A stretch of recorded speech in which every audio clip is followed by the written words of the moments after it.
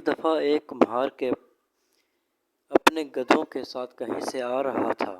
اس کے گدھے سیدھی لائن میں چل رہے تھے۔ اس کے پاس سے ایک بادشاہ کا گزرنا ہوا۔ بادشاہ نے گدھوں کو قطار میں چلتے دیکھا تو کمہار سے پوچھا، تم انہیں کس طرح سیدھا رکھتے ہو؟ تو کمہار نے جواب دیا کہ میں جو بھی گدھا لائن توڑتا ہے میں اسے سزا دیتا ہوں، بس اسی خوف سے یہ سب سیدھا چلتے ہیں۔ بادشاہ نے کہا، کیا تم ملک میں امن قائم کر سکتے ہو؟ کمہار نے حامی بھر لی۔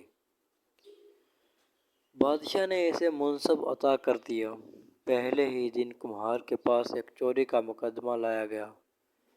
کمہار نے فیصلہ سنایا کہ چور کے ہاتھ کاٹ دو۔ جلاد نے وزیر کی طرف دیکھا اور کمہار کے کان میں بولا کہ جناب یہ وزیر کا خاص آدمی ہے۔ کمہار نے دوبارہ کہا، چور کے ہاتھ کاٹ دو۔